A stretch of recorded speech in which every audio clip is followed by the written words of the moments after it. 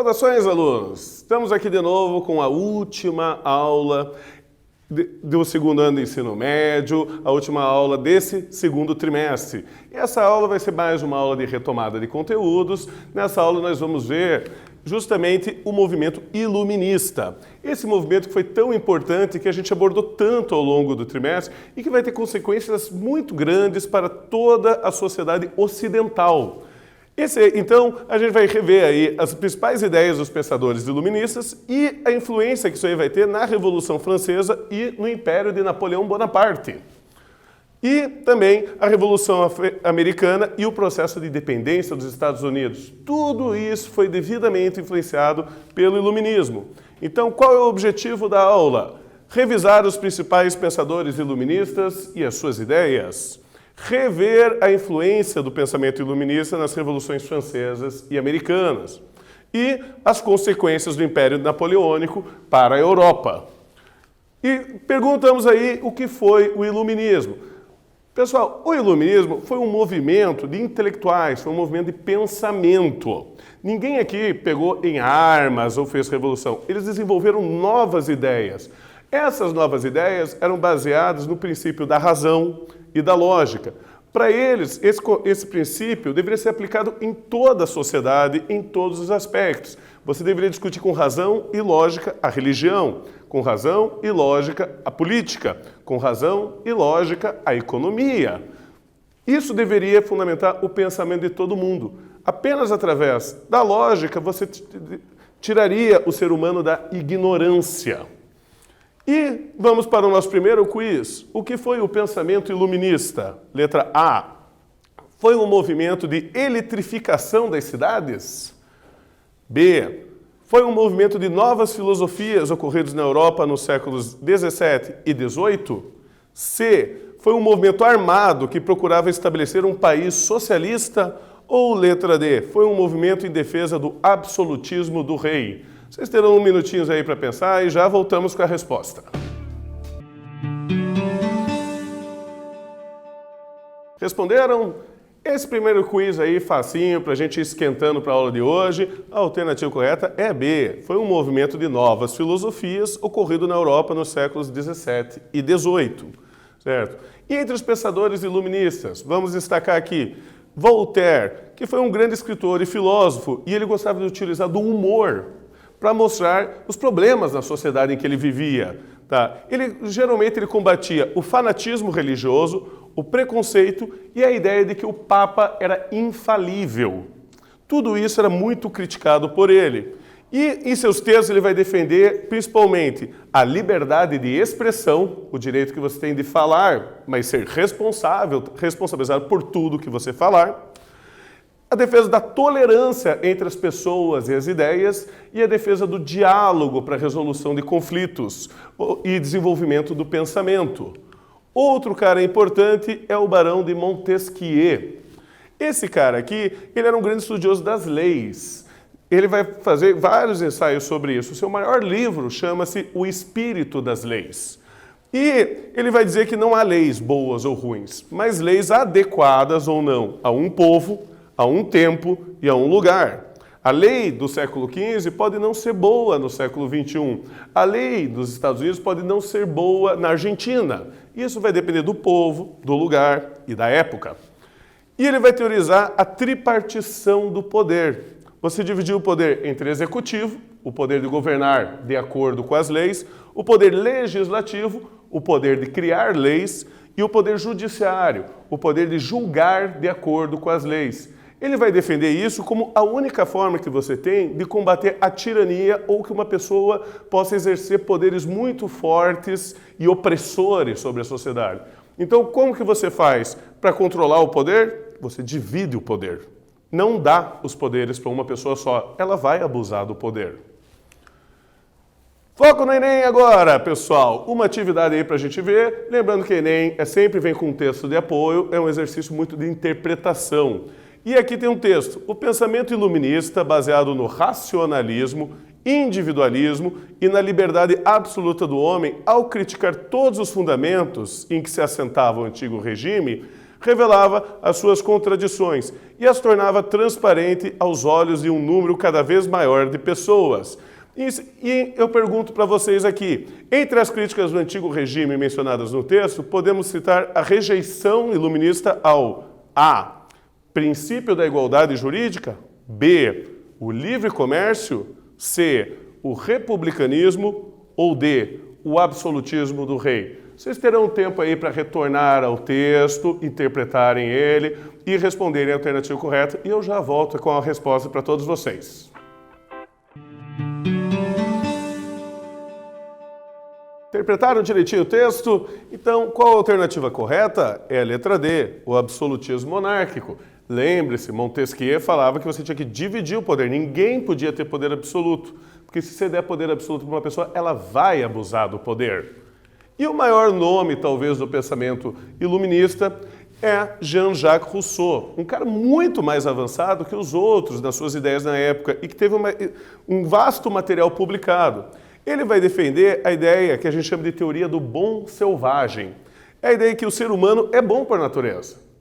A natureza fez o ser humano bom. Só que viver em sociedade, viver com outros e viver com a diferença de propriedades, ricos, pobres, isso faz com que o ser humano se corrompa e ele passe a praticar atos de maldade.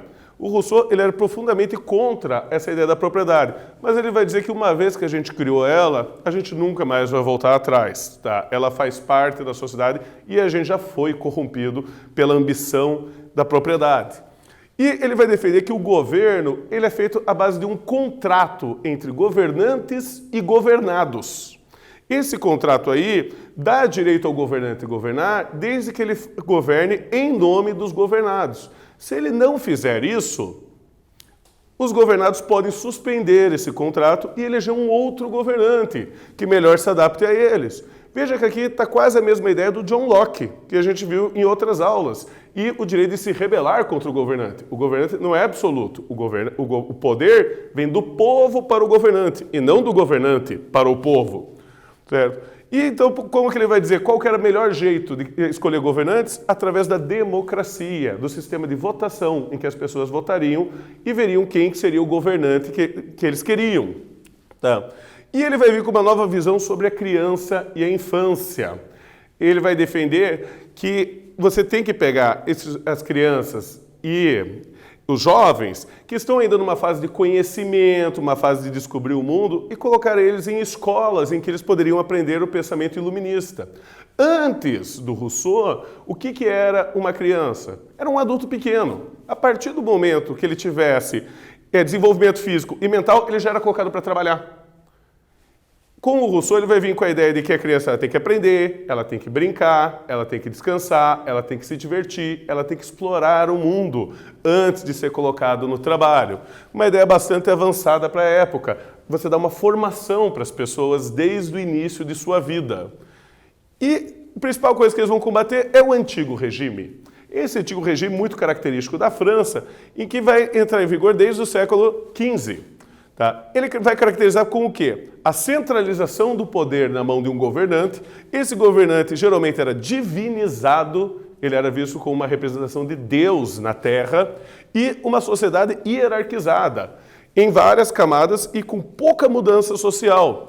Tá? Isso aí a gente chama de estado de nascimento. De acordo com o jeito que você nasceu, você vai ter alguns direitos, você vai ter outros direitos, vai ter benefícios ou não. Isso vai ser definido pelo seu berço, certo?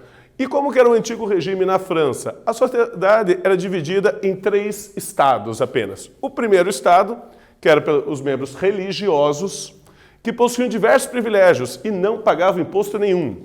O segundo estado, os nobres, que detinham também vários privilégios e não pagavam imposto. E o terceiro estado, que era a população em geral. Todo mundo que não era nem nobre, nem religioso, fazia parte do terceiro estado. Independente se fosse um rico banqueiro, um rico dono de fábricas, ou se fosse um servo, um camponês, eles eram a mesma coisa para esse sistema. E você vai ter, e esses aí não tinham o direito de participar da política e ter grandes cargos públicos, e eles que tinham que pagar todos os impostos do governo, certo? Então, atividade para a gente. como era organizada a sociedade francesa durante o antigo regime? Vocês podem parar um pouquinho para pensar e nós já voltamos com uma resposta. Pensaram? Escreveram a resposta? Novamente eu falo para vocês, esse é um exercício discursivo, então eu vou dar uma sugestão de resposta. O seu texto não precisa estar exatamente igual ao meu, mas eu preciso que o texto de vocês tenha algumas características para que essa resposta seja considerada correta. Quais são elas? Era uma sociedade dividida em estados, em que o clero e a nobreza, que era o primeiro e o segundo estado, tinham grandes poderes e privilégios, enquanto a população, o terceiro estado, sustentava toda a monarquia, ela que pagava impostos e não tinha direito a participar. Então, basta você me falar dessa divisão em 3 estados e essa resposta está correta. Mas o que vai acontecer? A França ela vai se envolver em várias guerras e vários problemas econômicos, e cada vez mais o terceiro estado não aguentava pagar os impostos que iam sendo cada vez maiores. O rei, Luís XVI, ele vai convocar uma Assembleia dos Estados para tentar dar uma solução econômica para a França. Essa é chamada Assembleia dos Estados Gerais. Só que vai ser eleito vários deputados, cada um de um estado. O primeiro e o segundo estado tinham 561 deputados. O terceiro estado tinha 578, ou seja, tinha mais deputados. Só que a votação nas decisões era feita por estado. Então, esses 561 deputados tinham 2 votos, enquanto esses 578 só tinha 1. Por isso, o terceiro estado vai querer trocar isso, que o voto seja feito por pessoa e não por estado. Coisa essa que o primeiro e o segundo estado não queriam. Por causa disso, eles iniciam uma revolução na França. O povo toma a Bastilha e eles tentam criar um novo sistema de governo.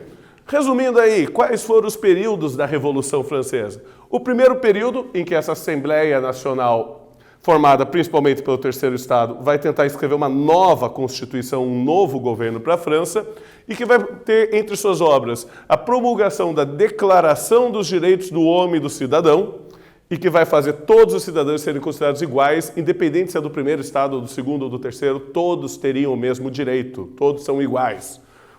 E a Constituição Civil do Clero, que aboliu ainda mais os privilégios que o primeiro Estado tinha nessa Revolução. Mas o que vai... E aí vai ser estabelecida uma monarquia constitucional, uma monarquia que o rei exercia só o poder executivo, o poder legislativo e o judiciário seriam exercidos por outras pessoas, certo? Ó aqui o Barão de Montesquieu, declaradamente. E durante esse período vai acontecer a primeira coligação contra a França. As outras monarquias absolutistas, com medo de que as ideias francesas se espalhassem, vão tentar enfrentar a França. O rei tenta fugir para justamente pegar apoio no estrangeiro. Ele é preso e julgado, certo? Aí nós vamos ter a Convenção Nacional. Essa Convenção Nacional vai proclamar a República. Ou seja, o rei perde o seu poder. Agora vai ser governantes eleitos. E vai, inclusive, condenar o rei à pena de morte, certo? Mas esse governo, que vai ser iniciado pelo Partido Jacobino, ele no início ele era muito popular, ele vai fazer muitas coisas boas. Só que com o tempo eles vão criar um regime de terror para salvar a Revolução. E com esse regime você vai ter tribunais que vão executar várias pessoas usando a guilhotina, certo? Com o tempo, eles acabam se tornando impopulares, perdem seu apoio e são presos. E o próprio líder desse governo também é guilhotinado, certo? Então, nós vamos ter um outro período, o Diretório. No período do Diretório, vai ser um governo formado só pela alta burguesia. Esse governo, eles vão proibir o pessoal mais popular, o pessoal mais simples, o pessoal pobre, de participar do governo. Mas era um governo muito impopular. Havia muitos escândalos de corrupção. E também haviam revoltas de novos jacobinos acontecendo e de pessoas que defendiam a volta da monarquia acontecendo. Esse pessoal vai precisar de alguém que defendesse a alta burguesia, mas que também fosse bastante popular, fosse um herói da nação. E aí nós vamos ter a ascensão de Napoleão Bonaparte. E esse fato, quando Napoleão Bonaparte assume o poder, é considerado pelos historiadores o fim da Revolução Francesa. Porque agora o poder volta a ser exercido por uma pessoa só. Então, quiz, qual é o período da Revolução Francesa? Significou o período de maior radicalização da Revolução. Letra A monarquia constitucional? Letra B, a Convenção Nacional? C, a Assembleia Nacional? Ou letra D, o Diretório? Vocês têm um tempinho para responder e já retornamos. Responderam? O período de maior radicalização foi a letra B, a Convenção Nacional, quando se aplicou a guilhotina em uma boa parcela da população. Mas o que foi Napoleão Bonaparte? Napoleão Bonaparte, ele vai perceber que ele precisava trazer paz para dentro da França. Como que ele ia fazer isso? Ele vai tentar reorganizar a economia francesa. Assim, ele vai criar um banco, vai criar uma nova moeda, vai tentar criar investimento, obras públicas e garantir emprego para a população, certo? E ele precisa também dar garantias para a alta burguesia. Ele vai fazer isso, uma de suas maiores obras, o Código Civil, que inspira até o Código Brasileiro, em que ele vai defender, ele vai deixar bem claro quais são os direitos, os deveres e as obrigações de cada pessoa. E principalmente ele vai defender a propriedade das pessoas aqui mais ricas. Tá? Conseguindo resolver a economia francesa, ele vai ficar muito popular.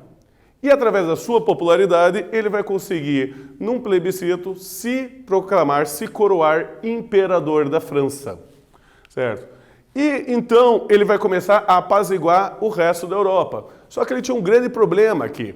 Embora o exército dele fosse um grande exército e ele um grande general, a marinha francesa não se comparava à marinha inglesa.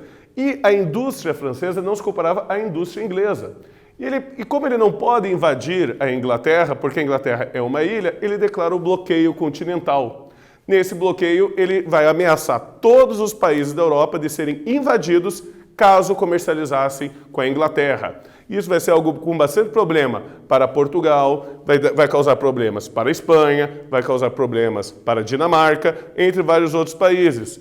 Mas em 1812 que vai vir o maior problema de todos, é quando a Rússia fura esse bloqueio. E ele vai invadir a Rússia. Ele cria um exército gigante com 600 mil soldados, centenas de cavalos e canhões para fazer essa invasão. E essa invasão dá errado. Simplesmente porque a Rússia ela vai usar uma tática de guerra de atrito. Como assim? Eles vão passando na frente do exército francês, antes do exército francês chegar, e vão queimar as plantações, as residências, as vilas, as cidades, trazendo os franceses cada vez mais para dentro da Rússia, onde ali, passando por toda aquela terra arrasada, os franceses não iam conseguir comida, não iam conseguir descansar, iam sofrer com o inverno da Rússia, iam sofrer com falta de água, e assim as tropas foram se desgastando e foram cada vez mais sofrendo. Não houve confrontos diretos com Napoleão. Mas quando Napoleão retorna, ele com um exército já muito desgastado e muito fraco por causa de todos esses problemas, quando Napoleão retorna, ele tem que enfrentar a coligação de países. E ali ele é derrotado e exilado, certo? Com o exílio de Napoleão Bonaparte, os grandes reis vencedores de toda essa guerra vão se reunir na cidade de Viena, onde lá eles vão pensar o que fazer com a Europa depois dessa revolução, depois que Napoleão Bonaparte invadiu Portugal, Espanha, acabou com reinos, matou reis. O que eles iam fazer com a Europa? E eles vão se basear em dois princípios para dar uma solução para a Europa.